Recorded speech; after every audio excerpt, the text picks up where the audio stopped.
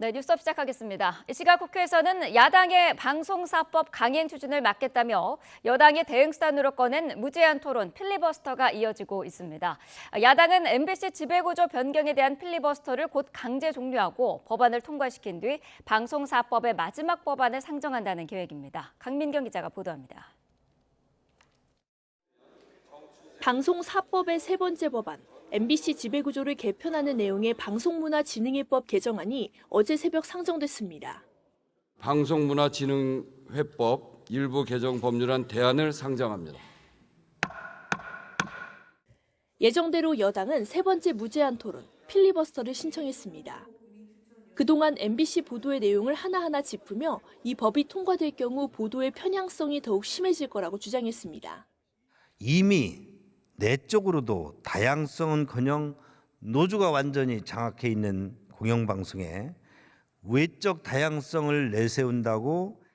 찬성 토론으로 맞불을 놓은 민주당은 현재 법대로라면 방문진이 친정부, 보수 인사들로 구성돼 공정성을 담보할 수 없다고 목소리를 높였습니다. 어느 한쪽에 유리한 내용이 아닙니다. 오히려 공영방송의 공적 책무를 확보하기 위한 시급한 조항들을 담고 있으며 여야 간 기싸움은 중립을 전제해야 하는 의장단 사이에서도 벌어졌습니다. 우원식 국회의장이 본회의 사회를 거부한 국민의힘 소속 주호영 국회 부의장의 복귀를 촉구했지만 주 부의장은 합의민주주의를 파괴하는 폭거에 동의하지 않겠다며 단칼에 거절했습니다. 민주당은 24시간이 지나는 대로 필리버스터를 강제 종료시키고 법안을 통과시킨 뒤 방송사법 가운데 마지막 법안인 이른바 EBS법을 상정하겠다는 계획입니다. 앞서 법안 처리 과정을 모두 고려했을 때 오는 30일이면 4개 법안이 모두 국회 문턱을 넘을 걸로 보입니다. 그러나 대통령실이 방송사법에 대한 거부권 행사를 시사한 만큼 대치 전선은 법안 통과 후에도 이어질 전망입니다. YTN 강민경입니다. 더불어민주당은 방송사법을 처리한 뒤에는 곧바로 민생지원금 법안 등도 본회의에 올릴 방침입니다. 하지만 국민의힘은 여야 합의가 되지 않은 의사 일정인데다 법안 내용 자체에도 반대하고 있어서 필리버스터 전국은 이어질 거란 전망이 나옵니다. 정인용 기자입니다. 민주당은 이르면 내일 오전 방송사법을 모두 통과시킨 뒤 곧바로 추가 쟁점 법안을 처리할 계획입니다. 국민 1인당 25만 원을 지급하는 내용을 골자로 하는 민생특별조치법과 파업 노동자에 대한 기업의 무분별한 손해배상 청구를 제한하는 내용 등을 담은 노란봉투법을 즉각 추진하겠다는 겁니다. 당장 민생에 시급한 법안으로 보고 있는 만큼 여당이 반대하더라도 법안 상정을 강행할 가능성이 큽니다. 민주당은 전국 및 민생회복지원금, 노란봉투법 등 국민의 삶을 지키는 민생개혁 법안들도 최대한 빠른 시일 안에 처리할 수 있도록 최선을 다하겠습니다. 국민의힘은 대법관 후보자들의 임명 동의안 표결 안건에만 합의할 수 있고 나머지 법안 처리는 반대하고 있습니다. 여야 합의가 되지 않은 의사일정인데다 민생지원금법은 현금살포법, 노란봉투법은 불법 파업 조장법이라며 내용 면에서도 동의할 수 없다는 겁니다. 방송사법처럼 또다시 필리버스터 카드를 꺼내들 거란 관측이 나오는 이유입니다. 또 다른 악법들이 대기를 하고 있습니다. 아마 조만간 또다시 밀어붙이려는 그런 무단 행태가 진행될 거라 이 법 폭주에 우리가 늘 긴장하면서 맞서 싸워야 되기 때문에. 이에 따라 7월 임시국회 마지막 날인 다음 달 3일까지 야당의 법안 상정에 이은 여당의 필리버스터, 이후 야당 단독 법안 처리라는 국면은 반복될 거란 전망이 제기됩니다. 게다가 김건희 여사, 한동훈 대표 특검도 민주당이 법안 심사를 예고하고 있어 여야 극한의 대치는 쉽게 풀리지 않을 거란 우려가 커지고 있습니다. YTN 정인용입니다. 윤석열 대통령은 방송사법을 시작으로 민생지원금 법안과 노란봉투법까지 줄줄이 제2요구권을 행사할 것으로 보입니다. 대통령실 내부에서는 더불어민주당이 이재명 전 대표를 지키려는 목적으로 계속해서 거부권을 유도해 탄핵 명분을 쌓고 있다는 반발이 거셉니다. 강희경 기자가 보도합니다. 여야가 방송사법을 두고 국회에서 극한 대치 중인 가운데 대통령실은 다시 한번 제2요구권 카드를 꺼내들 것으로 보입니다. 이미 거부권을 한번 행사한 법안인데다 문제가 있는 내용이 오히려 추가돼 발의됐다는 겁니다. 굳이 시간 끌 것 없다는 목소리가 나오는 만큼 방송사법이 국회를 모두 통과하는 대로 윤석열 대통령은 이르면 이번 주 제2요구권을 행사할 가능성이 있습니다. 문제는 이후로도 첩첩산중이라는 점입니다. 더불어민주당은 다음 달 1일 국회 본회의에서 전국민 25만 원 지원법과 노란봉투법 처리를 추진할 것으로 보이는데 대통령실은 이 법안들 역시 받아들일 수 없다는 입장입니다. 이에 따라 야당의 법안 상정과 여당의 필리버스터 등을 거쳐 결국 법안이 국회를 통과해 정부로 이송되면 윤 대통령은 거듭 제2요구권을 행사할 것으로 보입니다. 대통령실은 윤 대통령이 거부할 수밖에 없는 법안을 야당이 줄줄이 처리하는 데 대해 불쾌감을 감추지 않고 있습니다. 이재명 전 대표의 사법 리스크를 줄이기 위해 윤 대통령의 거부권 이미지를 굳혀 탄핵 명분을 쌓고 있다는 인식입니다. 대통령실 고위 관계자는 윤 대통령을 빨리 탄핵하고 재판에서 벗어나야 한다는 게 이 전 대표와 민주당의 인식이라고 비판했고, 다른 관계자도 이재명 일병 지키기의 목적 아래 민주당이 연일 무리수를 두고 있다고 지적했습니다. 국회를 향해 정쟁을 멈추고 민생을 챙기라고 목소리를 내고 있지만 악순환의 고리를 끊을 묘수는 딱히 없는 상황이어서 용산의 고심은 계속 깊어질 것으로 보입니다. YTN 강희경입니다.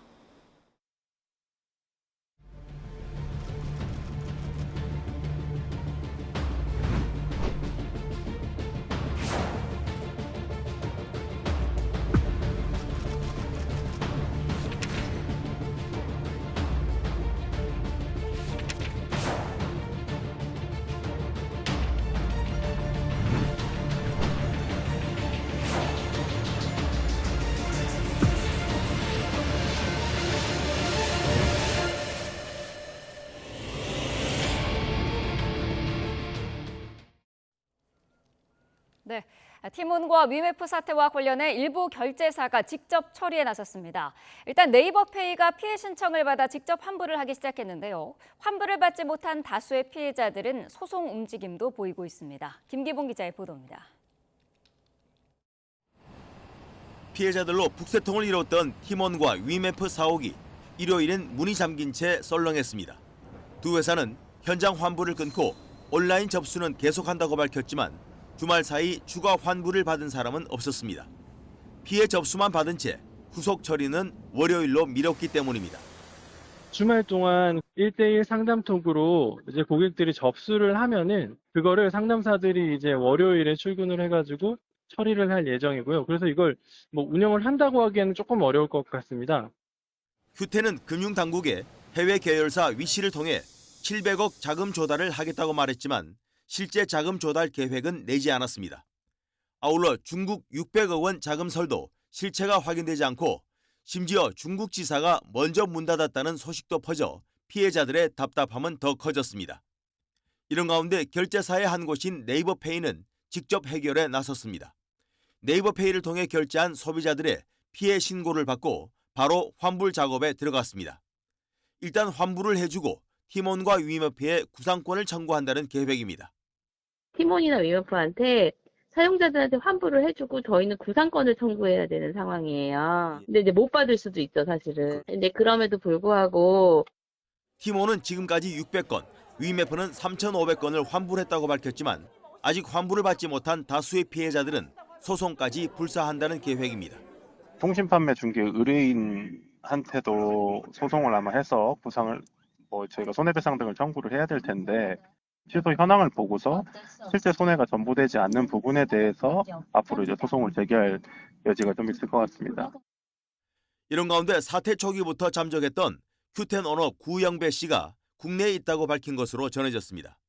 한 언론사에 문자를 보내 당연히 국내에 머물고 있지만 수습이 쉽지 않다며 양해를 구한 것으로 전해졌습니다. 피해자들은 일요일 오후 사태 공론화를 위한 우산 집회를 기획했지만 극소수만 모여 큰 힘을 내지는 못했습니다. YTN 김기봉입니다.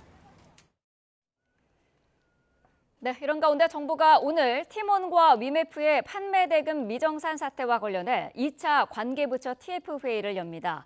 김범석 기획재정부 1차관 주재를 올리는 회의에는 공정거래위원회와 금융당국 등 각 부처 관계자들이 참석하며 피해자 지원과 수습 방안 등이 논의가 됩니다. 앞서 정부는 지난 25일 첫 번째 TF 회의를 열고 피해 상황을 점검했습니다.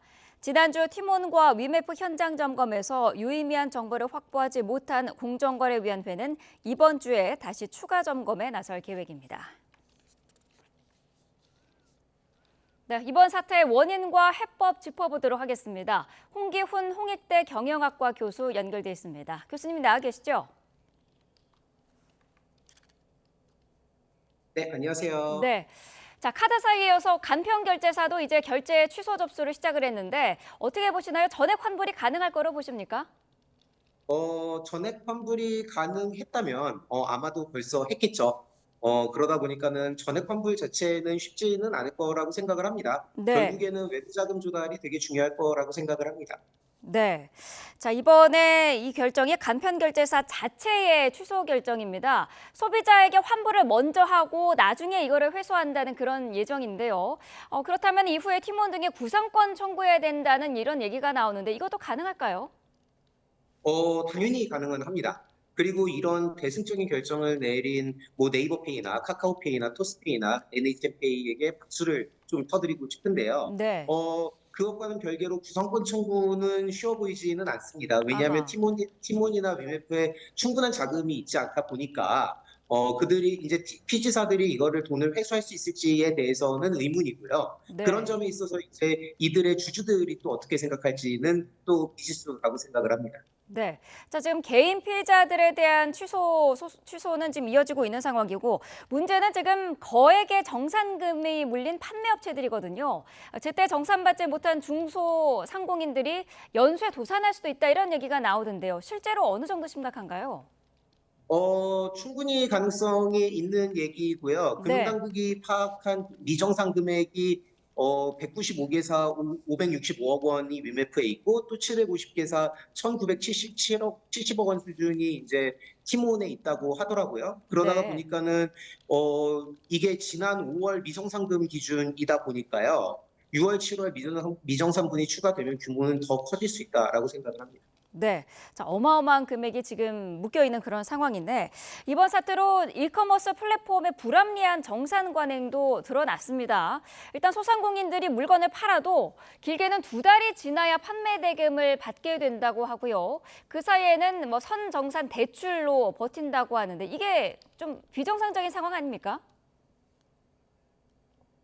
정상적인 상황이라고 생각하기는 어렵습니다, 일단. 그러나 이러한 이커머스의 비즈니스 구조 자체가 이렇게 확고한 유동성을 가지고 비즈니스를 하는 거기 때문에 또 이들 이커머스 업계에서도 어떻게 하기가 어려울 거예요. 그러다가 보니까는 결국 소상공인들이 불리한 구조에 불구하고 이렇게 유지되어 온 것 같습니다. 네. 지금 뭐 사태 정점에 있는 구영배 대표가 책임론 속에서도 모습을 드러내지 않고 있는데 뭐 일각에서는 해외 도피설도 있었습니다만 일단 국내 언론사에 연락을 한 것으로 지금 통해서 보면은 한국에는 체류 중인 걸로 알려져 있어요. 아마도 그렇지 않을까라고 생각을 합니다. 어쨌든 대표가 이거를 해결을 해야 하는 상황이기 때문에 뭐 그럴 수 있다고 생각을 합니다. 네. 큐텐그룹이 지금 금융당국의 다음 달 중에 해외 계열사를 통해서 700억 원 정도를 조달할 계획이다 이렇게 밝히긴 했습니다만은 여기에 대해서 아직 구체적인 계획안은 없다고 해요. 이 부분은 어떻게 보시나요? 두 가지 문제가 있는데요. 하나는 700억의 문제이고요. 또 하나는 어떻게의 문제라고 생각을 하고요. 네. 700억을 가지고는 어차피 자금이 부족합니다. 근데 또 그 700억을 그럼 외부에서 자금을 조달한다고 이야기를 했는데 어떻게가 빠져 있거든요. 그러다가 보니까는 사실 현실성이 있는지에 대한 의문은 있습니다. 네. 자, 어떻게라는 부분이 지금 빠져 있다라는 지적도 계속해서 하고 계시는데 지금 뭐 최대 월 결제 대금이 1조 원에 이르는 것으로 추산이 되고 있습니다. 그러면은 이 돈이 다 어디 간 거냐 이런 의문이 커지고 있는데 큐텐그룹의 문어발식 확장에 쓰이는 것 아니냐는 얘기도 있는데요. 어떻게 보시나요? 그런 이야기들이 돌고 있는 걸로 알고 있고요. 특히나 위시를 인수하는 과정에서 2,300억 원 정도가 들어갔고 그 자금이 어디서 나왔느냐에 대한 의문이 있다 보니 미지급금부터 시작을 해서 다양한 계열사들의 현금 흐름이 어디에 쓰였는지는 확실하게 조사를 해봐야 할 거라고 생각을 합니다. 네, 자, 현금의 흐름을 확실하게 조사를 이참에 해봐야 된다라고 말씀을 해주셨습니다. 그동안 좀 무리한 그 인수합병 과정에서 큐텐그룹도 이미 자본 잠식 상태다 이런 얘기도 있던데요. 어떻게 보시나요? 일단은 큐텐그룹 자체의 재무 상황이 좋지 않다라는 거는 이미 알고 있었고요. 네. 거기에 더해서 큐텐그룹이 인수를 했던 거의 대부분의 이제 기업들이 상황이 좋지 않은 또는 아니면 자본 잠식이 있던 기업들을 인수를 했다 보니까 자본 상태, 재정 상태가 좋다라고 생각하기는 쉽지 않을 것 같습니다. 네, 자, 그런 이유 때문에 지금 큐텐이 티몬과 위메프를 부도낼 가능성도 있다 이런 분석도 나오고 있던데요. 만약에 부도 처리되면은 뭐 피해 업체들 보상이라든지 이런 부분은 어떻게 될까요?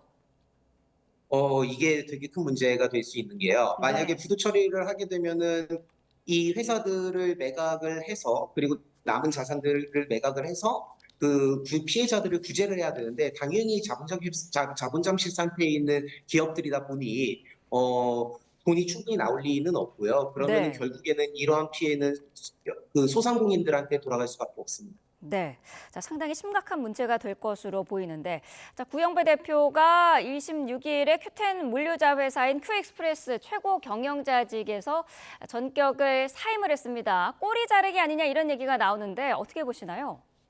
큐익스프레스는 큐텐그룹의 지배 구조에서 굉장히 중요한 한 축을 담당하는 회사로 알고 있고요. 그러다가 네. 보니까는 그 구영배 대표도 큐익스프레스를 통해서 큐텐그룹을 지배를 하고 있었던 상황에서 여기 대표이사를 딱 이 상황에서 사임을 했다는 거는 사실 꼬리 자르기 의혹을 피하기는 어려워 보이지만 이 부분에 있어서도 해명이 필요할 거라고 생각을 합니다. 네.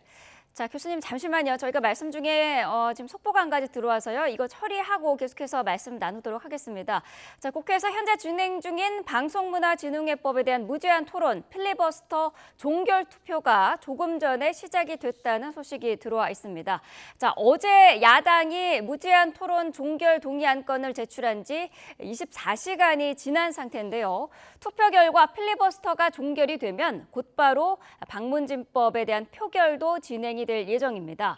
자, 야당의 단독 표결로 국회 통과가 전망이 되고요. 자, 이거에 이어서 곧바로 한국교육방송공사법, 이른바 EBS법의 본회의 상정도 이어질 것으로 예상이 됩니다. 국민의힘은 재차 필리버스터를 신청을 하고 내일까지 필리버스터를 이어갈 전망입니다. 다시 한번 정리를 좀 해드리겠습니다. 자, 방문지법에 대한 필리버스터 종결 투표가 조금 전에 시작이 됐습니다. 자, 필리버스터 24시간 동안 진행이 될 수 있는데요. 이 시간이 지금 지났기 때문에 자, 지금 야당이 무제한 토론 종결 동의 안건을 제출한 지 24시간이 지났습니다.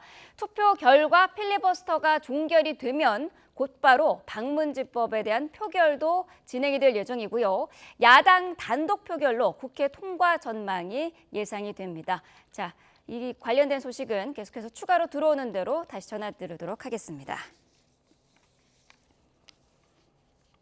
자, 티몬과 위메프 사태 교수님과 함께 이야기 나누고 있는데요.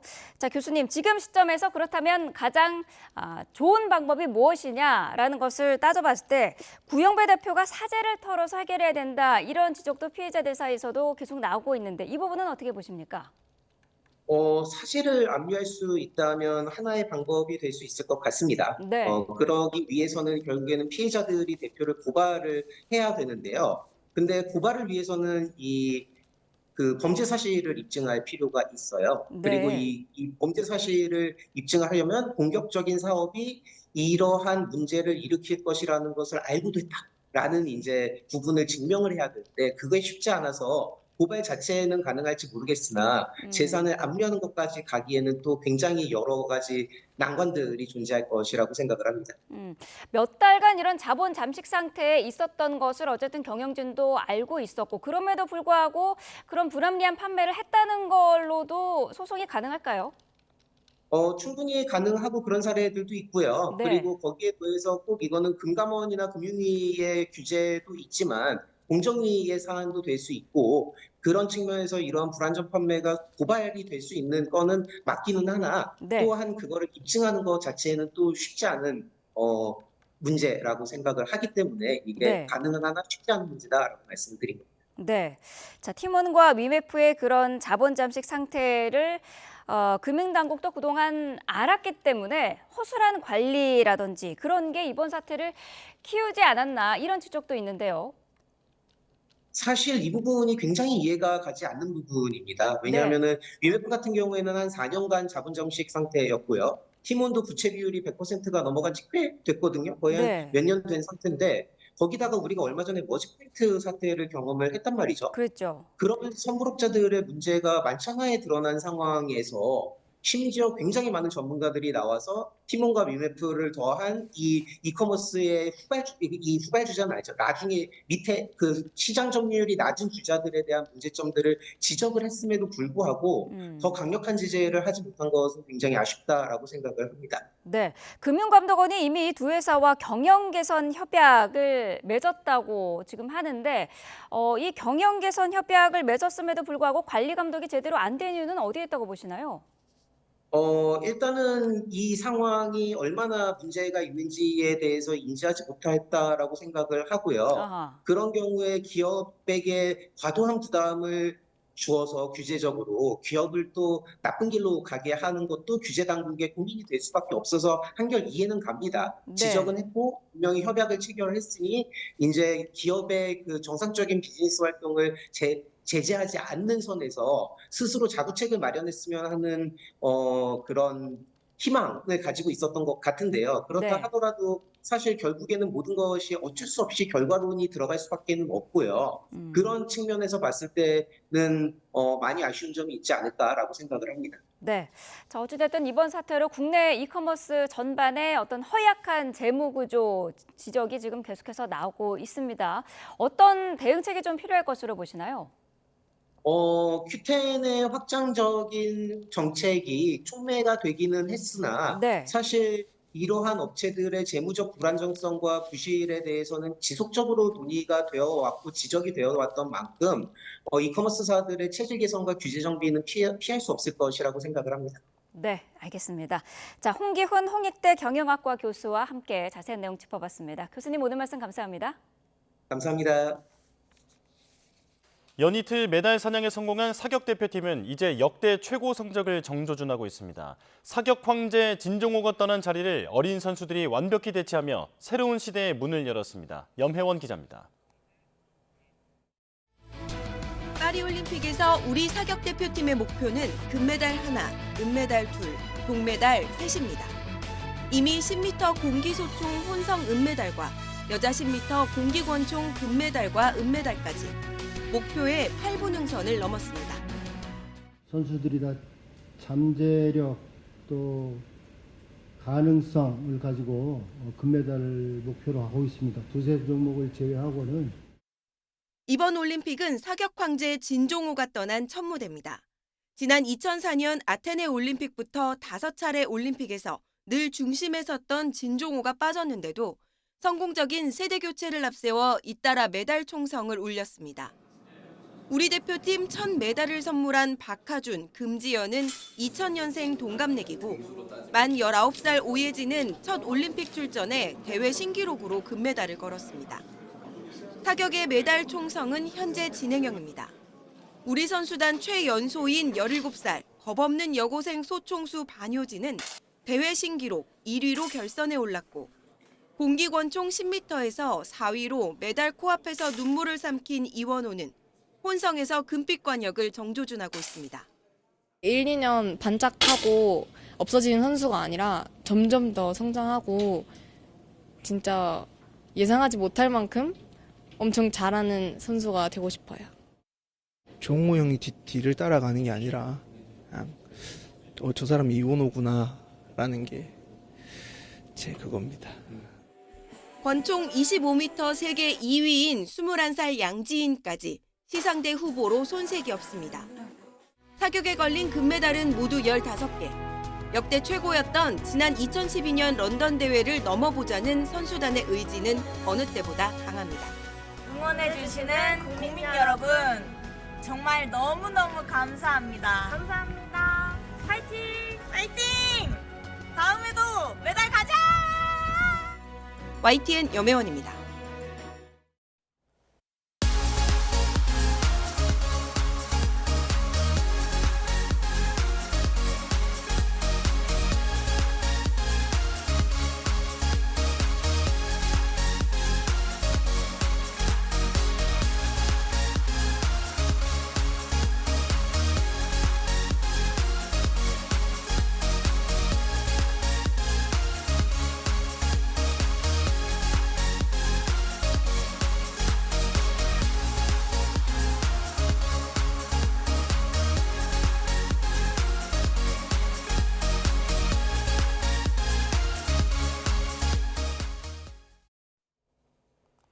올림픽이 열리고 있는 파리에 최근 많은 비가 내리면서 수질이 나빠진 센강에서의 수영 훈련이 취소됐습니다.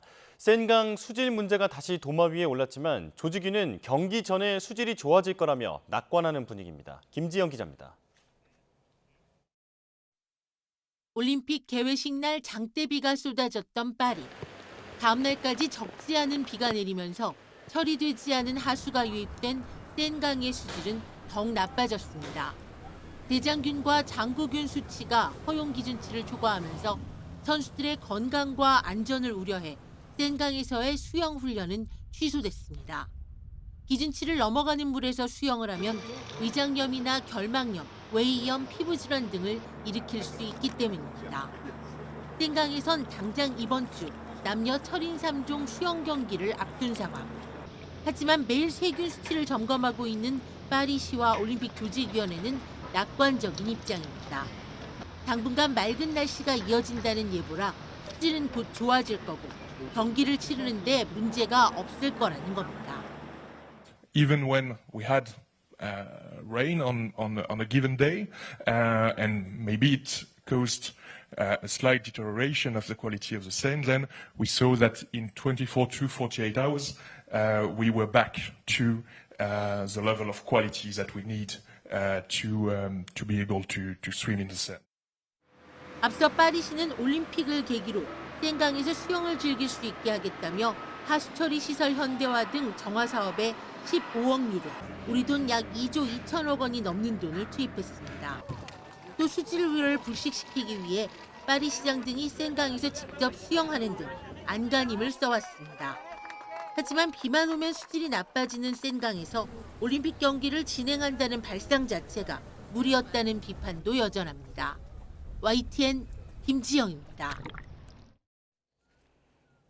네, 지금 시각 8시 26분 지나고 있습니다. 오늘 날씨 어떨지 뉴스업 날씨 스튜디오 연결해서 알아보겠습니다. 윤수빈 캐스터. 상쾌한 월요일 아침 날씨엔 키워드입니다. 오늘의 날씨 먼저 키워드로 알아볼까요? 바로 체온과 온열 질환입니다. 연일 밤낮 없는 무더위가 기승을 부리고 있습니다. 밤사이 강릉에는 최저 기온이 30도를 웃도는 초열대야가, 그 밖에 전국 곳곳으로는 열대야가 나타났는데요.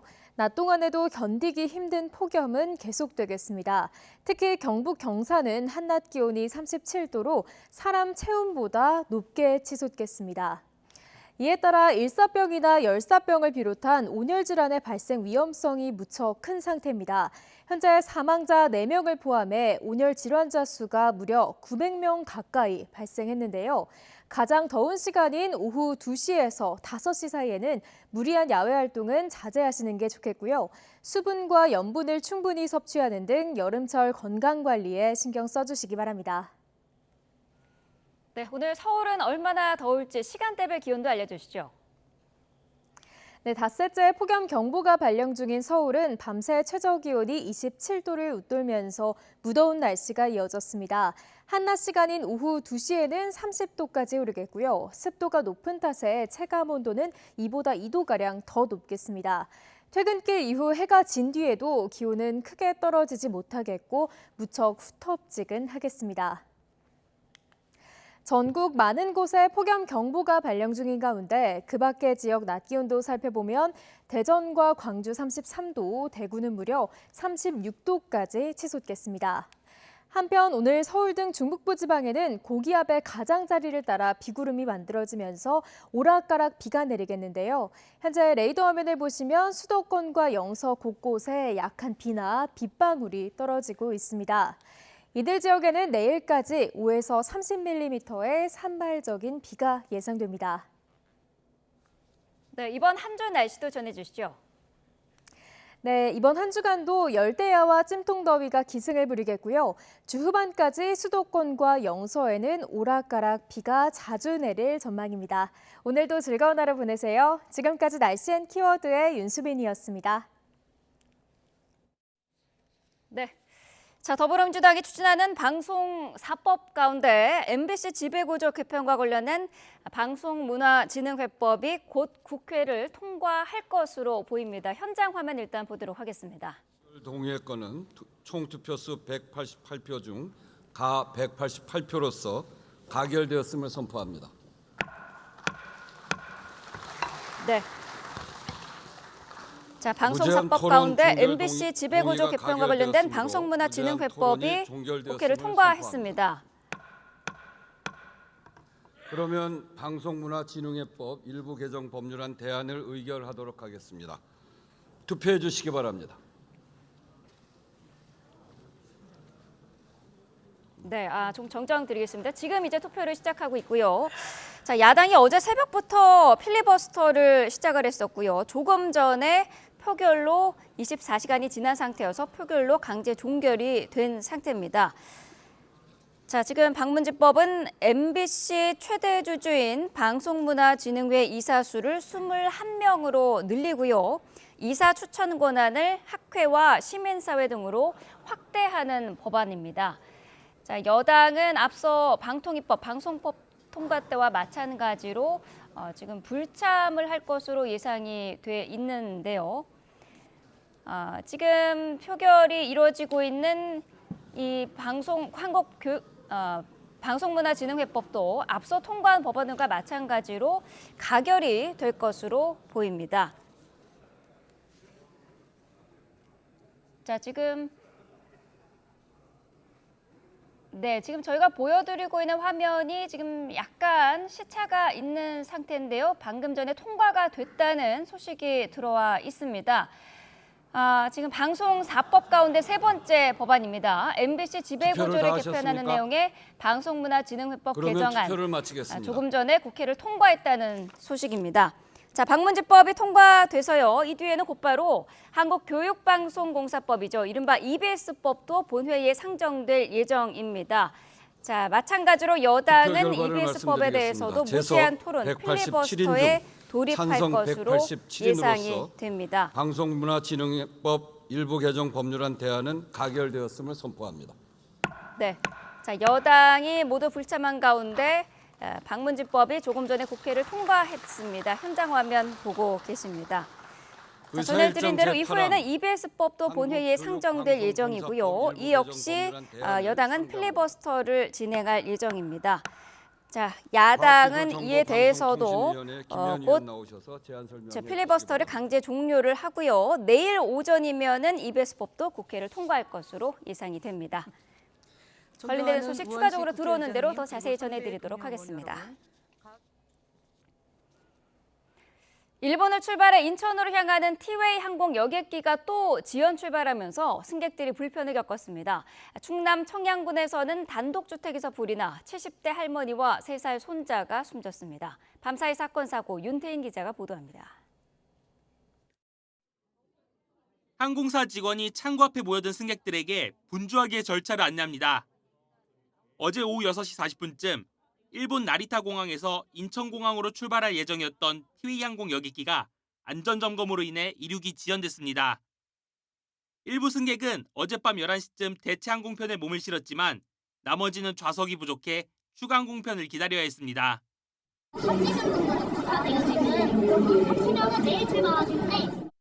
항공사 측은 불편을 겪는 승객들에게 보상 절차를 진행하고 있다고 밝혔습니다. 앞서 나흘 전 일본 후쿠오카를 출발해 인천으로 향하려던 또 다른 티웨이 항공 여객기도 예정 시간보다 15시간 40분 늦게 이륙했습니다. 단독주택이 일부 뼈대만 남고 모두 새까맣게 타버렸습니다. 충남 청양군 청남면에 있는 단독주택에서 불이 난 건 어제 오후 5시 반쯤. 불은 2시간 반 만에 꺼졌지만 집안에서 70대 여성과 3살 남자아이가 숨진 채 발견됐습니다. 이들은 할머니와 손자 관계인 것으로 파악됐습니다. 경찰과 소방은 정확한 화재 원인을 조사하고 있습니다. 경기 화성시 장안면 폐비닐 공장에선 한때 주변 소방서 인력과 장비를 모두 동원하는 대응 2단계가 발령될 정도로 큰 불이 났습니다. 공장 직원 등 30명이 대피하면서 다친 사람은 없었지만 불길이 좀처럼 잡히지 않아 한밤중에도 진화 작업이 이어졌습니다. 어제 오후 5시 반쯤엔 제주시 애월읍 한 도로를 달리던 승용차에 불이 났습니다. 불이 난 차량은 모두 탔고 운전자가 대피해 다친 사람은 없었습니다. 어제 저녁 강원 영월군 남면 남한강 상류에선 68살 남성의 시신이 발견됐습니다. 소방은 시신이 떠내려간다는 신고를 접수하고 수색 작업 끝에 숨진 남성을 인양했는데 경찰은 정확한 사고 경위를 조사하고 있습니다. YTN 윤태일입니다.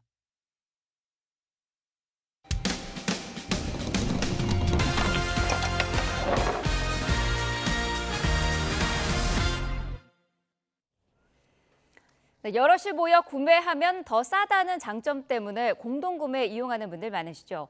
선분금은 내면 금액의 20%를 포인트로 더 주겠다며 회원들을 끌어모은 공동구매 카페가 있는데요. 상황이 어렵다면서 갑자기 공동구매를 취소하더니 환불도 제대로 이루어지지 않고 있다는 제보가 들어왔습니다. 신규혜 기자가 보도합니다. 몇 달 전 인천으로 이사한 A씨는 청라 지역의 한 공동구매 카페에 가입했습니다. 구매 물품은 각종 생필품부터 제철 과일까지 다양했는데 회원 수가 8,000명이 넘는 데다 선불금을 내면 금액의 20%를 포인트로 얹어준다는 말에 적극적으로 이용했습니다. 카페 측이 공급업체에서 물건을 떼온 뒤 배달해주는 방식이었는데 이곳처럼 지정된 장소에서 물건을 직접 받아갈 수도 있었습니다. 그런데 지난 5월 운영자 B씨는 갑자기 사정이 어려워졌다며 진행 중이던 공동구매를 취소했습니다. 납품업체에 미납금이 생기면서 카페 통장에 가압류가 걸린 겁니다. B씨는 선불금을 돌려주겠다고 했지만 그마저도 전액은 아니었습니다. 수십만 원에서 100여만 원씩 선불금을 낸 회원들은 황당했습니다. 100만 원 좀 넘게 선불금을 넣고요. 우리가 물건을 구매하라고 미리 돈을 납부를 하는 건데 자기 맘대로 다 못 주겠다라고 했을. 지난달 1차 환불 공지를 올린 B씨는 이번 달 중순 2차 환불 공지를 올렸는데 역시 일부 금액만 돌려줄 수 있다는 입장이었습니다. 자기는 선불금을 다 받아놓고 자기는 돈 없으니 우선은 내가 주는 대로 받아라. 이런 식의 너무 화가 나 있었고 사람들이 이분 하나 믿고 여태까지 구매를 하고 기다렸는데 B씨는 책임을 회피할 마음은 절대 없다며 상황을 최대한 빨리 해결하기 위해 부업까지 뛰면서 노력하고 있다는 입장입니다. 임금까지 책임지고 책임 못 지면 제가 사기를 친 거죠, 고객들한테. 전체 금액은 못 해드릴 거고 아마 50%에서 60%는 제가 이 환불이 다 끝난 다음에 그 부분은 리스트와 공지사항 올려드리겠습니다. 피해자 단체 대화방에 120여 명이 모인 가운데 이들은 B씨를 상대로 민사소송 등 법적 대응을 준비하고 있습니다. YTN 신기혜입니다. 기시다 일본 총리는 발표 전날까지만 해도 올해와 내년 이후 중 어느 쪽이 등재 실현에 더 효과적인지 검토하고 있다고 밝혔습니다. 早期に議論を開始することが登録実現への近道であると。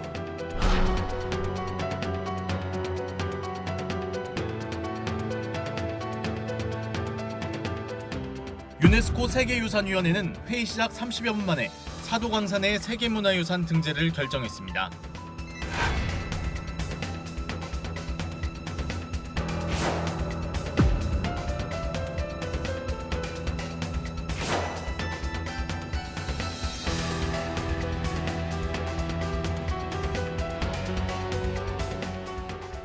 하지만 강제동원이라는 표현은 어디에도 찾아볼 수 없어 강제동원의 역사를 제대로 마주하지 않는다는 비판은 여전히 피하기 어려워 보입니다.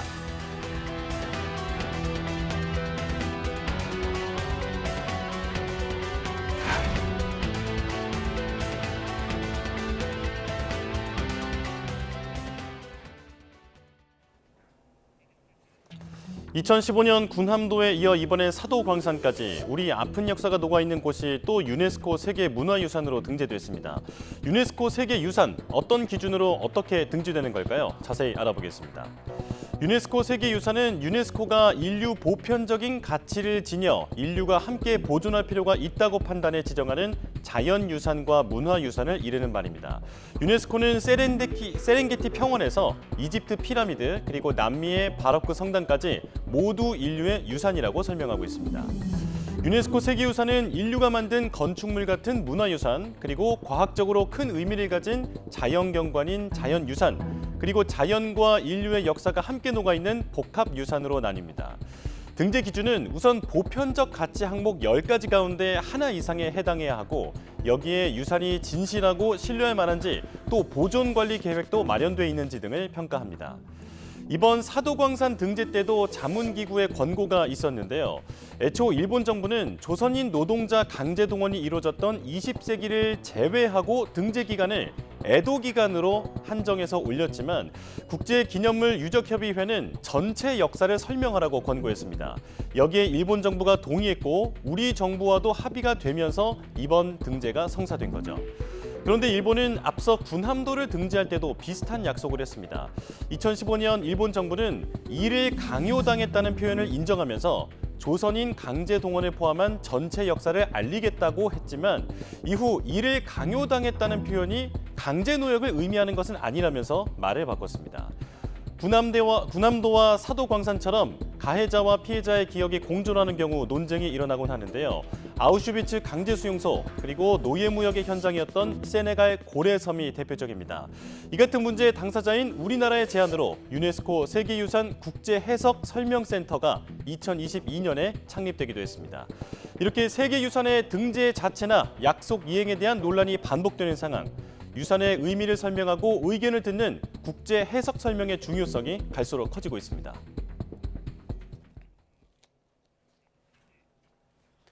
일본의 사도광산이 유네스코 세계문화유산 등재가 확정된 가운데 사도광산의 조선인 노동자 기록을 담은 전시관이 일반에 공개됐습니다. 당시 조선인 노동자들이 열악하고 위험한 곳에서 일했던 기록 등이 담기긴 했지만 강제 동원이라는 표현은 여전히 빠져 있습니다. 일본 니가타현 사도시에서 김세호 특파원의 보도입니다. 일본 사도광산에서 2km 떨어진 곳에 있는 사도시 아이카와 향토 박물관. 일제강점기 사도광산에서 일한 조선인 노동자들의 기록을 담은 공간이 별도로 마련됐습니다. 朝鮮半島出身者を含む労働者たちが当時鉱山でどのような環境で働いていたか生活をしていたかをこういった展示資料の中からその事実を知っていただければと思っております。 위험한 작업에 투입된 조선인이 일본인보다 많았다는 기록과 이를 구체적인 수치로 나타낸 내용이 눈에 띕니다. 또 민간업자가 조선 총독부의 허락을 얻어 모집에 나섰다는 설명을 통해 일본 정부의 개입이 있었다는 점도 알 수 있습니다. 이곳 박물관 2층은 조선인 노동자들에 대한 기록들이 전시되어 있습니다. 특히 당시 조선인 노동자들이 처했던 가혹한 노동 환경을 일부 엿볼 수 있습니다.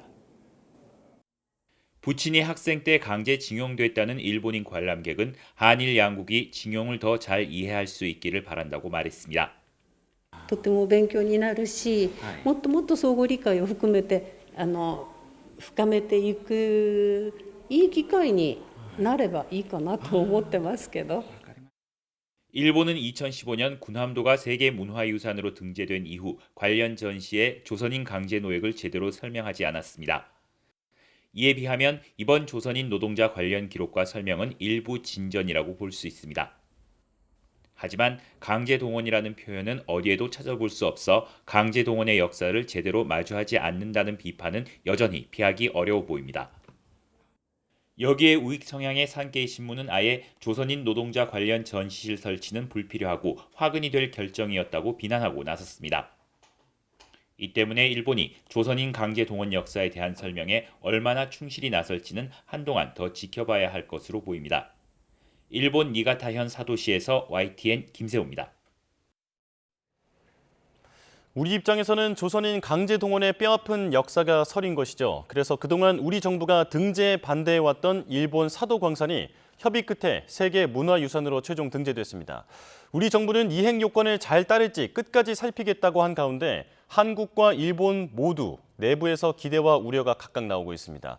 최은미 아산정책연구원 연구위원 모시고 자세히 알아보겠습니다. 연구위원님 나와 계십니까?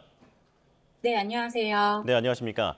자, 일본 차원에서 추진을 시작해온 지 벌써 8년째입니다. 일본 입장에서는 오랜 염원이 이루어진 셈인데 이 사도광산이 익숙지 않은 시청자분들을 위해서 사도광산이 어떤 곳인지 설명부터 부탁드리겠습니다.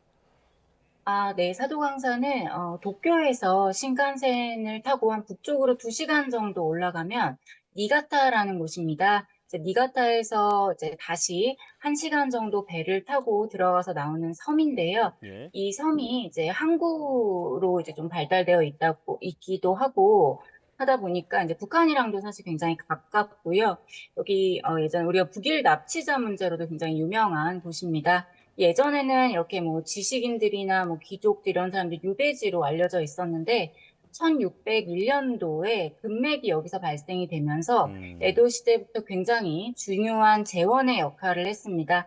그래서 우리는 사도섬 안에 있는 광산이라고 해서 사도광산이라고 부르고요. 일본에서는 사도섬 내에 있는 금산이라고 해서 사도금산이라고 부르고 있습니다. 예.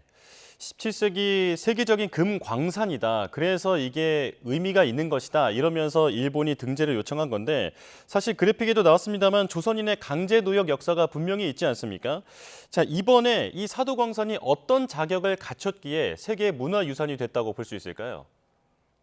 일본에서 유네스코 세계문화유산으로 신청을 할 때 필수 요건으로 내세웠던 어떤 보편적 가치라는 게 있습니다. 예. 사도광산에서의 금 생산 기술 그리고 체제가 인정이 된다라는 거고 당시에 굉장히 해외 교류가 제한적이었는데 독자적인 어떤 전통 수공업 방식으로 세계 최고의 품질의 금을 생산을 했다라는 거고 실제로 유네스코에서 이제 나왔던 결과도 보면 고도의 수공업에 의해서 이러한 기술을 지속해 왔던 것이 아시아에서 유례를 찾아볼 수 없는 사례다라고 평가를 하고 있습니다. 그러니까 광산 기술 자체에 집중해서 그 부분이 인정을 받아서 문화유산으로 인정됐다, 등재됐다라는 말씀이신데, 자, 우리 정부는 그동안 그 과거 태평양 전쟁 시절에 수많은 조선인들이 무임금 강제 노역을 한 데다 그 이후에도 일본 정부의 부적절한 대처로 강하게 반발해 왔습니다.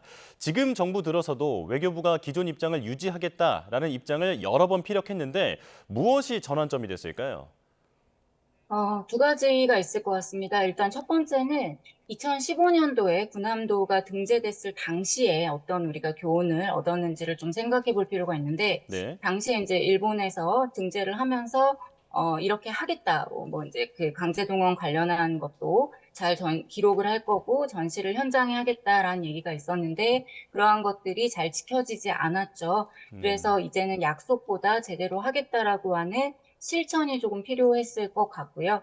그러한 부분에 방점을 맞췄다라는 거 하나, 그리고 두 번째는 문화유산 등재 과정에서 이커머스라고 하는 국제기념물 유적협의회에서 그 결과를 냈던 것이 예. 등재 보류라는 결과를 내면서 전체 역사를 기술화라는 것과 현장에 반영하라라고 하는 결과를 냈습니다. 이러한 평가들을 보면서 우리 정부도 조금 더 이제 실천이라는 부분에 방점을 맞춰서 결국에는 합의를 해준 것으로 여겨집니다. 예. 그러니까 조선인 강제 노동의 역사를 분명하게 알리겠다라는 그 권고를 했고 또 그리고 그 약속을 일본이 했기 때문에 이번 등재에서 한일 간의 합의가 이루어졌다라는 말씀이신데 실제로 그 사도섬에서 공개된 그 박물관에는 조선인 노동자의 가혹한 노동 조건을 보여주는 전시관이 마련됐다고 합니다.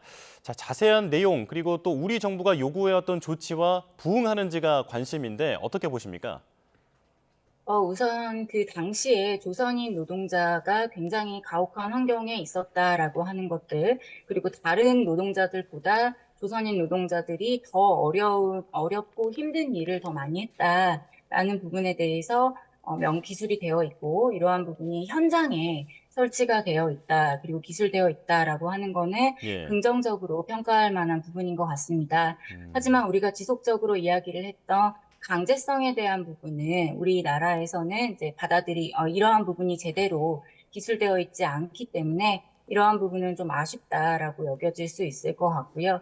또 하나 좀 얘기하고 싶은 거는 이제 추모하고 기억을 하겠다라고 해서 추도식을 매년 개최를 하기로 했는데요. 이러한 부분은 이제 뭐 올해 안에 개최가 된다라고 해서 좀 지켜볼 부분인 것 같습니다. 예. 나름대로 평가할 만한 부분은 있다라고 말씀을 해주셨지만 그런데 이번에 강제 동원이라는 표현은 명시되어 있지 않다라는 비판도 있거든요. 그리고 또 전시관이 실제 광산에선 아주 멀리 떨어져 있다고 합니다. 여기에 대해서는 어떻게 보십니까? 강제성이라고 하는 거는 사실은 좀 양측에 이제 합의를 이룬 부분은 아니었기 때문에 기술하기 좀 어려웠을 거라고 보고요. 이러한 차원에서는 역시나 아쉬운 부분은 있습니다. 하지만 우리 당시에 조선인 노동자가 처해왔던 현실에 대해서 기록을 하기 시작했다라는 것, 그리고 이러한 부분들을 지속적으로 알린다라는 차원에서 조금 더 향후에 진전이 될 수 있는 부분이 있을 거라고 좀 기대를 해보고요. 예. 위치 관련해서는 조금 떨어져 있다라고 하는 지적이 있기는 한데 사도광산에 방문을 할 때 항상 많이 사람들이 방문을 하는 지역이 있습니다. 방금 자료화면에도 좀 지나갔던 것 같은데요. 그곳에서 불과 차량으로 한 5분 정도 떨어진 곳이어서 크게 그 부분은 좀 많이 부정적으로 보이지는 않습니다만은 예. 역시나 이제 광산 바로 그 장소에다가 조금 더 설치할 부분이 있는 것 같고요. 제가 조금 더 강조하고 싶은 부분은 현장에 설치하는 것뿐만이 아니라 이제 온라인상에서도 사도광산에 대해서 검색했을 때 나오는 내용들이 있습니다. 일본 정부에서 설명을 하는. 그런데 그런 부분에 있어서도 조선인 강제노동에 대해서는 설명되어 있지 않기 때문에 추후에 이런 부분들도 보완해 나가기를 기대합니다. 예. 자, 그러면서 함께 주목받고 있는 게 지난 2015년에 세계 문화유산으로 등재된 메이지 일본의 산업혁명 유산. 그때는 무엇이 쟁점이 됐습니까? 그때는 강제성이라고 하는 표현들이 좀 쟁점이 됐었고요. 결국에는 이제 우리는 forced work라고 해서 강제 노역이라고 주장을 했던 반면에 네. 일본에서는 이제 자기 의사에 반하여라고 해서 against their will이라는 표현을 썼죠. 이러한 부분이 사실 그 표현을 좀 바꿈으로써 강제성을 희석한다라고 볼 수 있을 것 같고요. 그리고 전체 역사를 기록하지 않고 일정 부분만 기록을 한다라고 하는 거는 역사를 왜곡할 측면이 있기 때문에 이러한 부분이 잘 지켜지지 않았던 것들이 또 크게 문제가 됐었습니다. 예. 자, 앞서서 군함도 때와 이번 사도광산 때의 차이점에 대해서 어느 정도 설명을 해주시긴 했습니다만 군함도 때보다는 이번이 조금 더 진전된 결과다 이렇게 평가하십니까? 우선은 이제 말로써 약속을 했던 게 2015년도였다라고 하면 지금은 이번 같은 경우에는 그 약속보다 한 걸음 더 나아가서 어제부터 그 전시실이 공개가 되기도 시작을 했고 예. 실천으로서 보여준 부분은 긍정적으로 평가하는 부분이라고 생각을 하고요. 하지만 이제 우리가 좀 바라는 수준까지는 아직 미흡한 부분이 많기 때문에 여전히 과제는 남아있다라고 생각합니다. 예. 자, 일본 정부가 어디까지 이행해야 정당성을 얻을 수 있다고 생각하시는지 마지막으로 한 번 더 정리 부탁드리겠습니다. 우선 그 기록을 남기고 기억하고 추모한다라고 하는 측면에서 봤을 때는 그 당시에 가혹한 환경에 대해서는 기록을 했습니다만은 그 사람들이 그 당시에 왜 거기에 왔고 그리고 그 과정에서 얼마나 많은 사람들이 동원이 됐는지 최소 1,500명 이상이 있다라고 해요. 그러한 부분들에 대해서 명확히 좀 더 기술할 필요가 있을 것 같고요. 이렇게 사실 한번 이번에 발표될 때는 굉장히 주목을 받겠지만 예. 앞으로 이러한 부분이 점점 좀 잊혀질 가능성이 있기 때문에 지속적으로 일본 정부에서 성의 있는 노력, 즉 뭐 정부 차원에서 관련된 그 인사를 계속 보낸다든지라는 그런 이제 좀 진정성 있고 성의 있는 모습들이 좀 보여져야 될 것 같습니다. 예. 자, 우리 국민도 관심을 가지고 계속해서 지켜봐야겠습니다. 여기까지 말씀 나누겠습니다. 최은미 아산정책연구원 연구위원과 함께했습니다. 고맙습니다. 감사합니다. 미국 대선이 100일도 채 남지 않은 가운데 대선 후보가 확실시되는 카멀라 해리스 부통령의 호감도가 급상승하고 있습니다. 피격 사건 이후 통합을 외치던 트럼프 전 대통령은 이제 해리스를 악마라고 부르며 공세 수위를 끌어올리고 있습니다. 워싱턴 권중기 특파원입니다. 오바마 전 대통령 부부의 지지까지 획득하며 사실상 대선 후보직을 확정한 해리스 부통령. 바이든 사퇴 전과 비교했을 때 호감도가 35에서 43%로 수직 상승했습니다.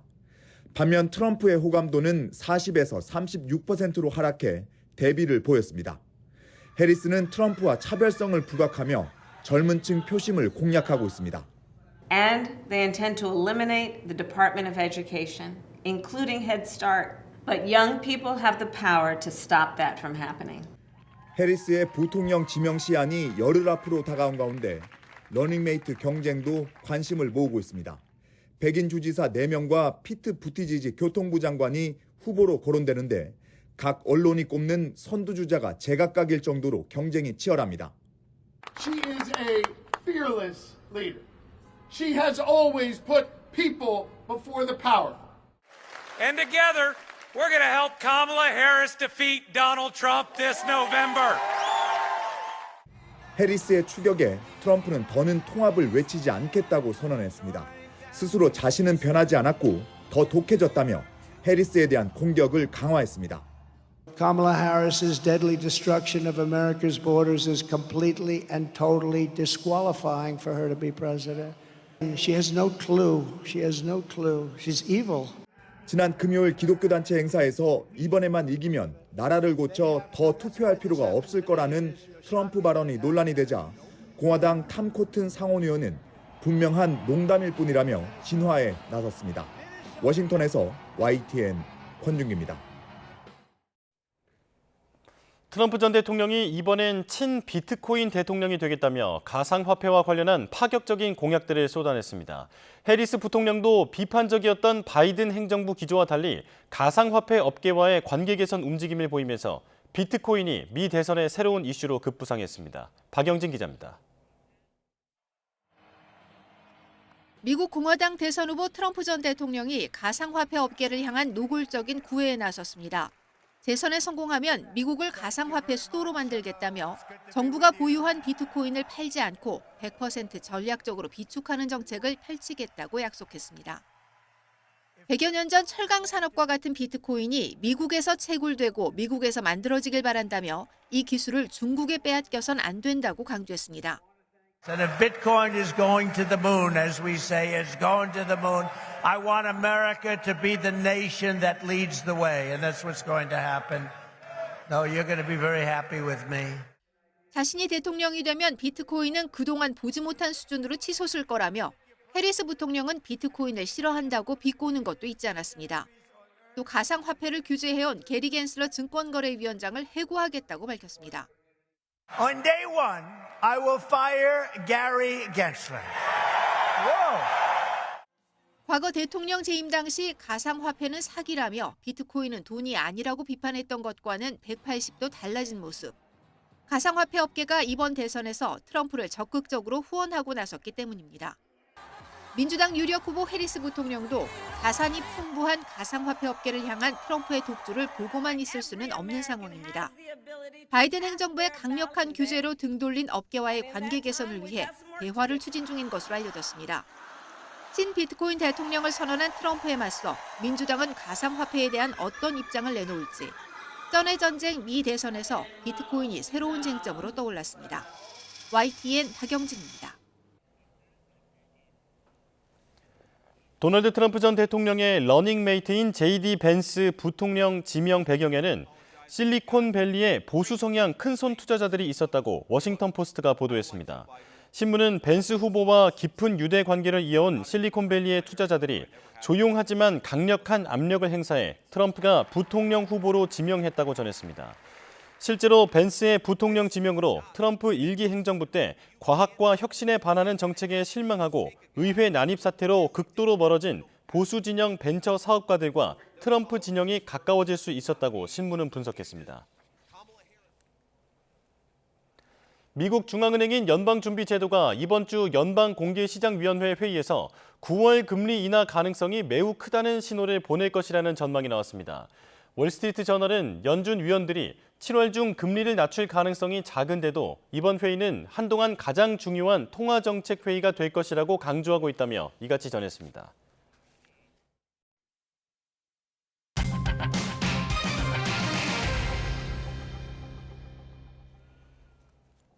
네, 팀원 위메프 사태 소식 알아보겠습니다. 본사를 점거하고 환불을 요구하던 소비자들은 현장을 떠나 법적 대응과 집회 준비 등에 들어간 상황입니다.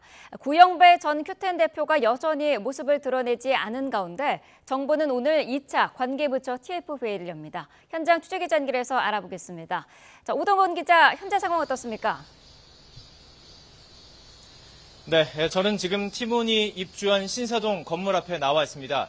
지난주 이곳은 성난 소비자들이 가득 차서 이 도로를 통제해야 될 정도로 많은 사람들이 붐볐습니다. 그런데 오늘 아침 월요일 오전에는 현장은 조용합니다. 간간히 피해자들이 이곳을 찾아서 잠긴 문을 열어보는 등 현재 무슨 어떤 상황이 벌어지진 않는지 혹은 팀원 관계자가 있지는 않은지 확인하는 정도의 방문은 있지만 이곳은 조용하다 이렇게 표현할 수 있을 것 같습니다. 하지만 어제 정식 집회라고 표현하기는 좀 어렵고 정식 행위, 정식 항의 행위들이 있었습니다. 피해자 모임 카페를 만드는 상황 속에서 온라인 중심으로 연대 움직임이 계속 일어나고 있는데요. 특히 어제 우산과 마스크를 쓴 채 항의 행위를 이어갔었습니다. 비행기를 타고 싶다, 도둑팀원 잡아주세요 등 문구를 우산에 붙이고 행사를 이어갔습니다. 어제 모인 인원은 많지 않았지만 온라인을 중심으로 연대 움직임은 계속 이어가고 있습니다. 피해자 모임 카페를 만들었고요. 흩어져 있는 오픈 채팅방 방장들이 정보를 공유하면서 정식 집회를 어디서 할지 또 규모 등을 논의하고 있습니다. 법적 대응도 준비하고 있습니다. 네. 자, 팀원과 위메프를 계열사를 두고 있는 Q10 측의 움직임이 무엇보다 중요할 텐데 자금을 준비하고 있습니까? 자금을 준비한다. 여기까지만 소식이 들어온 상황입니다. Q10 측에서 해외 계열사를 통해서 약 700억 원 정도를 준비하겠다. 이런 계획을 전달한 정도입니다. 하지만 아직 구체적인 자금 조달 계획들은 나오지 않았습니다. 진정성을 의심할 수도 있는 부분인데 금융위는 계속해서 사항들을 살펴보기로 결정하고 있습니다. 지난 20일 기준 금융당국이 파악한 미정산 금액만도 약 1,700억 원에 달하기에 한참 못 미치는 상황이죠. 또 이마저도 5월 판매 대금 미정산 규모라서 6, 7월분 미정상분이 8월에 추가 발생하면 Q10이 확보해야 하는 자금이 수천억 원 규모가 될 가능성이 높습니다. 이런 가운데 Q10그룹 설립자 구영배 대표는 여전히 모습을 감추고 있습니다. 구 대표는 최근 최고 경영자 자리에서 사임했다고 선을 그었지만 여전히 Q10의 최대 주주로 있는 것으로 전해지고 있습니다. 정부는 오늘 2차 관계부처 TF를 열고 금융당국 등 각 부처 관계자들이 참석한 가운데 피해자 지원과 수습 방안 등을 논의할 예정입니다. 지금까지 서울 신사동 티몬 사무실 앞에서 YTN 오동건입니다. 어제 저녁 8시 반쯤 팀원 홈페이지로 접속하는 일부 경로가 막혀 고객들이 불편을 겪었습니다. 접속장애는 1시간가량 이어졌는데 네이버 등 검색 엔진으로 팀원 홈페이지 접속을 시도하면 사이트에 연결할 수 없다는 메시지가 떴습니다. 팀원 관계자는 홈페이지 첫 화면에 클릭 시 고객센터로 연결되는 사과 공지문을 띄워놨는데 접속이 몰리면서 장애가 발생하는 것으로 보인다고 설명했습니다. 정부는 오늘 팀원과 위메프의 판매 대금 미정산 사태와 관련해 2차 관계부처 TF 회의를 엽니다. 김범석 기획재정부 1차관 주재로 열리는 회의에는 공정거래위원회와 금융당국 등 각 부처 관계자들이 참석하며 피해자 지원과 수습 방안 등이 논의됩니다. 앞서 정부는 지난 25일 첫 번째 TF 회의를 열고 피해 상황을 점검했습니다. 지난주 팀원과 위메프 현장 점검에서 유의미한 정보를 확보하지 못한 공정거래위원회는 이번 주 다시 추가 점검에 나설 계획입니다. 출근길 고속도로에서 굴러온 쇳덩이를 밟아 차가 망가지는 아찔한 사고가 났습니다. 그런데 보상받는 건 쉽지 않아서 결국 피해자가 자기 돈으로 차를 수리해야 하는 상황입니다. 어떤 이유인지 양동은 기자가 보도합니다. 고속도로에서 차선을 바꾸던 차량이 땅에 떨어진 쇳덩이를 밟고 지나가고 뒤에 달리던 차량도 굴러온 쇳덩이를 밟아 덜컹거립니다. 좀 쾅 하고 소리도 크게 나고 제 차 안에 있는 텀블러 1리터짜리 텀블러가 튕겨나갈 정도로 차가 크게 심하게 튕기면서 많이 흔들렸고요. 그때 정말 많이 무서웠어요. 많이 무서웠고. 사고 충격으로 타이어가 터지고 휠도 깨졌습니다. 도로관리 주체인 도로공사로부터 보상받을 수 있을 거라고 생각했지만 그렇지 않았습니다. 보상을 받을 수 있을 거라 생각을 하고 물어봤더니 이제 제3의 낙하물에 의한 사고 같은 경우에는 도로공사 측에는 책임이 없다라고 이렇게 설명을 해주시더라고요. 보상을 받으려면 물건을 떨어뜨린 차량을 찾아 청구해야 하는 상황. 신고를 받은 경찰이 가해 차량을 찾고 있지만 물건이 떨어지는 장면이 CCTV에 잡히지 않아 어려움을 겪고 있습니다. 그런데 이런 사고는 이번만이 아닙니다. 고속도로 낙하물 사고는 2019년부터 5년 동안 연평균 50여 건에 달합니다. 차량 파손을 넘어 인명피해로 이어지기도 합니다. 하지만 가해 차량을 찾는 경우는 드문데 지난해 고속도로에 떨어진 철제 구조물을 들이받았던 택시기사도 결국 자차 보험으로 차를 수리하고 보험료 할증까지 됐습니다. 1,800만 원 나왔어요. 차 경적이. 사고로 인해가지고 보험료가 할증돼갖고 1,040만 원 나왔더라고. 그러고 주고 어떻게 영업용 해요. 그래서 차를 팔았지. 이렇게 피해자가 모든 책임을 뒤집어 쓰는 상황을 개선해야 한다는 지적이 나옵니다. 도로관리청에서 1차적인 책임을 지고 이 부분에 대해서 도로관리청이 원인 규명자를 찾아가지고 구상하는 식으로 손해배상이 이루어진다면 억울함이 조금이라도 좀 줄어들 수 있습니다. 또 도로공사에 직접 적재불량 차량을 단속할 수 있는 권한을 주는 등 도로 위 낙하물을 줄일 수 있는 대책이 필요하다는 목소리도 나옵니다. YTN 양동훈입니다. 재해가 발생하면 재해 지도를 가지고 대피하라는 게 정부에서 만든 지침입니다. 과거에 침수된 이력을 나타내는 침수 흔적도 같은 재해 지도는 지자체가 만들고 어떤 내용이 담겨야 할지까지 법으로 강제하고 있는데요. 관리가 잘 되고 있을까요? YTN 데이터랩이 분석해봤습니다. 인천시가 시민들에게 공개한 2017년 기준 상습 침수 구역입니다. 계양구 작전우체국 인근 55만 제곱미터도 여름이면 언론의 단골로 등장하는 침수 구역입니다. 지난달 이후 한 달 사이에 무려 3번이나 이런 피해가 반복됐습니다. 거의 사람 키만큼 물이 찼으니까. 인천시가 파악한 상습 침수 구역은 여의도 면적의 1.3배. 하지만 행정안전부가 관리하는 생활안전지도의 침수 흔적도는 피해 면적이 그보다 훨씬 작고 전혀 다른 곳을 가리키고 있습니다. 인천시가 상습 침수구역으로 설정한 영역의 99.8%가 행안부 지도엔 빠진 겁니다. 인천만이 아닙니다. 서울시와 행안부의 침수지도, 눈으로 봐도 확연한 차이가 납니다. 서울시 공개 침수 흔적도의 60%가 행안부 지도에는 빠져 있습니다. 행안부는 지자체가 출처 모르는 데이터를 별도로 공개한 게 문제라는 입장입니다. 침수 흔적도 행안부가 공개하고 있는 건 다 맞는데 인천도 그렇고 서울도 그렇고 자기네들이 공개한 데이터들이 지금 틀렸다고 지금 그러거든요. 하지만 행안부 지도로 통일하기엔 빠져있는 상습 침수 구역이 너무 많습니다. 침수 흔적도는 자연재해 대책법상 재해지도 작성 기준 등에 관한 지침을 따라 지자체가 작성하도록 돼 있는데 침수 구역을 지나치게 적게 계산할 조건이 곳곳에 보입니다. 기초지방자치단체에서 해요. 도로 같은 지표상에 흐르던 물이 집안보다 낮은 반지하주택으로 유입된 경우에는 작성 대상에서 제외 가능하다 이런 조항들이 좀 있거든요. 예고 없는 비가 더 많이, 더 자주 오는 기후 재난의 시대. 시민들이 어떤 지도를 믿고 봐야 할지 누구도 속 시원한 답을 주지 못합니다. 그 안에는 절차나 방법은 있지만 실제로 이거를 어떤 데이터들을 어떻게 가공을 해서 어느 정확도로 어떻게 검증할 건지 이 중요한 정보라면 이걸 지자체 단위로 이렇게 알아서 하라고 맡겨둬야 되는가라는. 이런 가운데 물 재해 상황 관리를 맡고 있는 환경부는 도시 침수 지도를 공개하고 있지만 많은 지역이 미제작 상태입니다. YTN 장하영입니다. 네, 태풍 같은 재난 상황에 정부는 기업들의 재택근무를 권고하기도 하는데요. 실제 직장인들에게는 별다른 효과가 없었다는 설문조사 결과가 나왔습니다. 송재인 기자입니다. 수도권 전역에 극한 호우가 쏟아졌던 지난 17일 아침. 물에 잠긴 도로부터 폭우에 펑 터져버린 신호등. 지하철이 운행을 멈추면서 버스 정류장으로 몰린 시민들까지. 출근길은 그야말로 전쟁터가 됐습니다.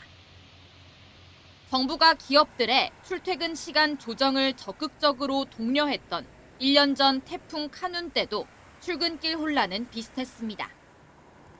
이처럼 자연재해가 몰아치는 때에도 상당수 K 직장인들은 탈출근을 할 수밖에 없었다는 설문조사 결과가 나왔습니다. 정부가 기업들의 재택근무를 권고했을 때조차 자연재해를 뚫고 정시 출근했다고 답한 직장인이 61.4%에 달했습니다. 나이대로 보면 20대, 40대, 50대 순으로 많았고 직급별로는 일반 사원급보다 중간 관리자급이나 실무자급에서 많았습니다. 나아가 응답자 15.9%는 자연재해 상황에서 지각했다는 이유로 괴롭힘이나 불이익을 겪거나 그런 경우를 본 적이 있다고 답했습니다. 시민단체는 정부가 강제성 없는 권고에 그칠 게 아니라 노동자 보호 규정을 명문화해야 한다고 주장합니다.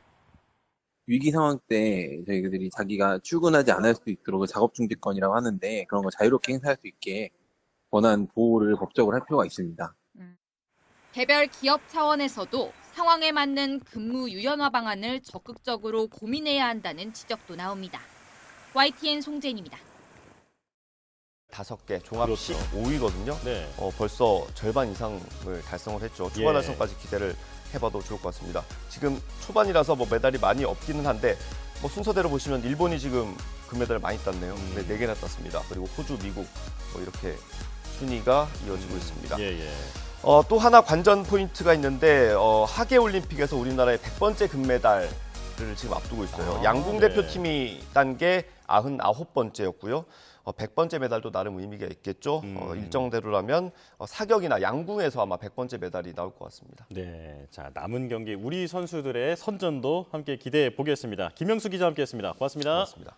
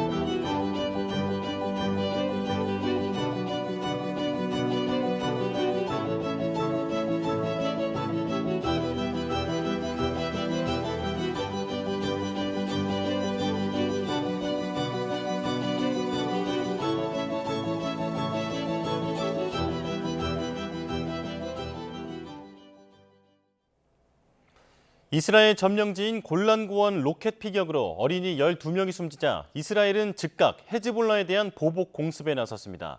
가자에 이어 헤즈볼라와의 전면전이 초읽기에 들어가면서 미국 등 서방은 이스라엘의 자제를 촉구하고 나섰습니다. 보도에 정유신 기자입니다. 어두운 밤 폭격으로 곳곳에 섬광이 솟아오릅니다. 이스라엘군이 레바논 국경지대 마을에 무기 저장고 등을 찾아 밤새 집중 공습에 나섰습니다.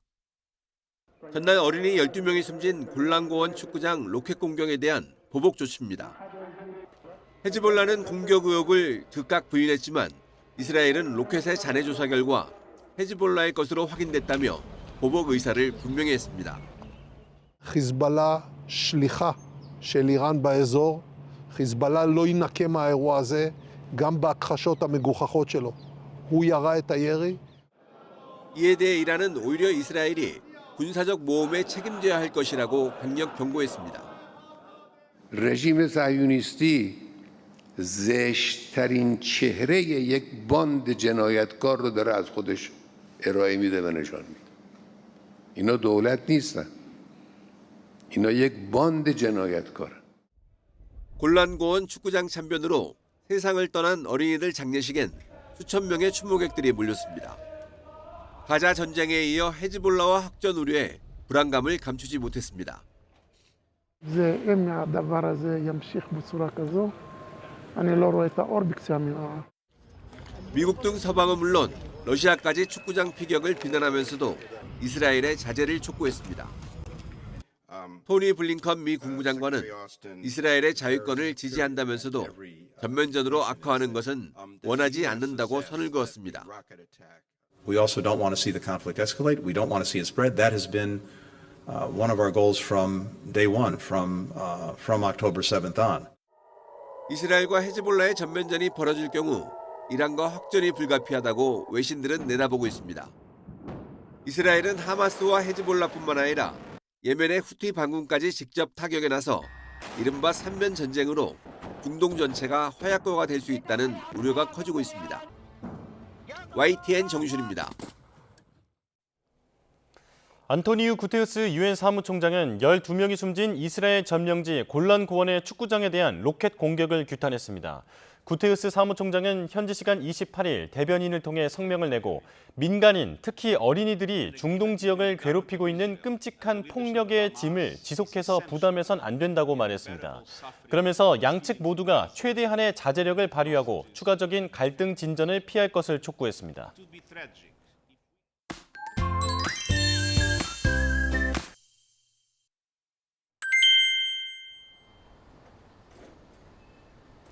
지난 밤사이 강릉에 이어 속초에도 최저기온이 30도를 웃도는 초열대야 현상이 기록됐습니다.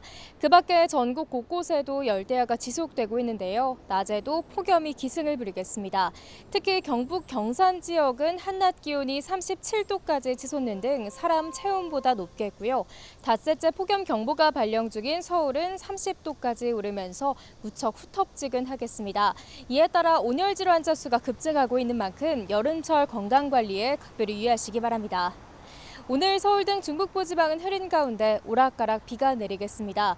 현재 레이더 화면을 보시면 수도권과 영서 곳곳에 산발적인 비나 빗방울이 떨어지고 있는데요. 내일까지 이들 지역에는 5에서 30mm의 비가 내리겠고 바람도 강하게 불겠습니다. 날아갈 수 있는 물건은 단단히 고정하는 등 시설물 관리에 유의하셔야겠습니다.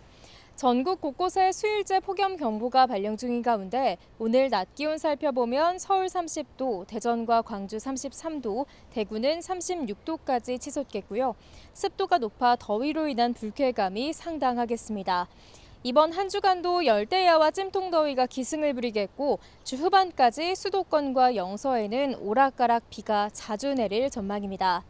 강원 산간에는 강풍특보가 발효 중인 가운데 초속 25m 이상의 돌풍이 몰아치고 있고요. 남해안과 제주도 해안에서는 너울성 파도가 높게 일겠습니다. 안전사고에도 유의해 주시기 바랍니다. 지금까지 YTN 윤수빈이었습니다. 뉴스업 월요일 순서 마칩니다. 내일 다시 뵙겠습니다. 고맙습니다.